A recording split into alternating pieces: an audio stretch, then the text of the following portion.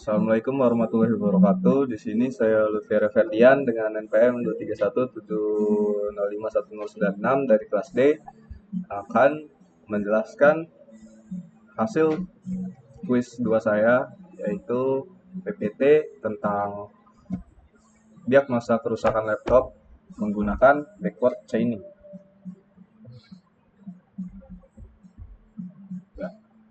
Jadi latar belakangnya di sini di era digital saat ini, laptop menjadi salah satu perangkat utama yang digunakan oleh pelajar, pekerja maupun masyarakat umum. Namun, ketika terjadi kerusakan, tidak semua pengguna memahami penyebab dan jenis kerusakan yang dialami. Dibutuhkan keahlian teknis untuk menganalisis dan mendiagnosis masalah tersebut. Oleh karena itu, sistem pakar berbasis kecerdasan buatan dapat menjadi solusi untuk membantu pengguna mengidentifikasi jenis kerusakan laptop secara cepat dan akurat. Salah satu metode yang efektif dalam sistem pakar adalah backward chaining, yang bekerja dengan memulai dari hipotesis dan menelusuri fakta-fakta yang mendukungnya. Untuk deskripsi kasus dari diagnosa kerusakan laptop ini, sistem pakar ini digunakan untuk mendiagnosis kerusakan umum pada laptop berdasarkan gejala yang dialami pengguna. Sistem akan menarik kesimpulan, yaitu diagnosis kerusakannya, dari gejala yang diberikan, menggunakan metode backward chaining, yaitu penalaran dari hipotesis kerusakan tertentu dan memeriksa apakah gejala yang mendukung hipotesis tersebut benar. Untuk tujuan dari diagnosa kerusakan laptop ini, yaitu membangun sistem pakar yang dapat mendiagnosis kerusakan pada laptop berdasarkan gejala yang dialami pengguna. Yang kedua, mengimplementasikan metode backward chaining dalam proses penalaran diagnosis. Yang ketiga, menyediakan contoh aturan dan fakta dasar dalam sistem pakar untuk topik kerusakan laptop. Untuk penjelasan metode backward chaining, yaitu backward chaining adalah metode penalaran dalam sistem pakar yang bekerja dari kesimpulan hipotesis ke arah fakta-fakta yang mendukungnya. Sistem akan menelusuri aturan-aturan yang memiliki kesimpulan sesuai dengan hipotesis, lalu memeriksa apakah kondisi pada bagian if dari aturan tersebut sesuai dengan fakta yang tersedia.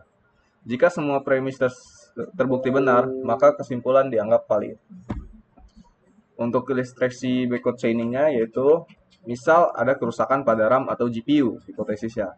Lalu sistem akan mencari aturan yang memiliki kesimpulan tersebut, misal R3. Nanti ada R3. Untuk membuktikannya, sistem akan memeriksa apakah F4 itu kipas menyala tetapi layar tidak menampilkan apapun itu benar. Lalu jika fakta ini cocok, maka sistem menyimpulkan bahwa kerusakan ada pada RAM atau GPU. Nah, ini untuk faktanya. Untuk fakta pertama itu laptop tidak mengeluarkan suara saat dinyalakan. Untuk fakta kedua, layar laptop tetap hitam setelah ditekan tombol power. Fakta ketiga, laptop menyala tetapi tidak masuk ke sistem operasi. Fakta keempat yang dipakai di ilustrasi tadi, itu kipas menyala tetapi layar tidak menampilkan apapun. Lalu fakta kelima, muncul layar biru dengan pesan kesalahan. Lalu untuk aturan, rule based dan if then rule based, misal untuk rules pertama, yaitu if laptop tidak mengeluarkan suara saat dinyalakan dan layar tetap hitam, then kemungkinan kerusakan pada power supply atau motherboard. Jadi jika laptop tidak mengeluarkan suara saat dinyalakan dan juga layar tetap hitam, itu kemungkinan kerusakan pada power supply atau motherboard. Untuk yang kedua, if laptop menyala and tidak masuk ke sistem operasi and muncul layar biru, then kemungkinan kerusakan pada hard disk atau sistem operasi. Jadi jika laptop menyala dan tidak masuk ke sistem operasi dan juga muncul layar biru, kemungkinan kerusakan pada hard disk atau sistem operasi.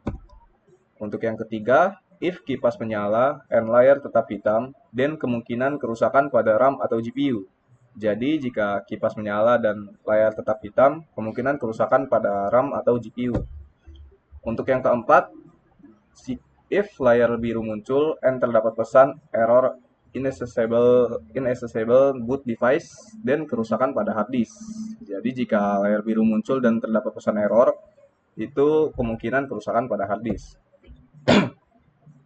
Yang kelima, if layar tetap hitam and tidak ada suara beep dari motherboard, dan kemungkinan kerusakan pada BIOS atau motherboard.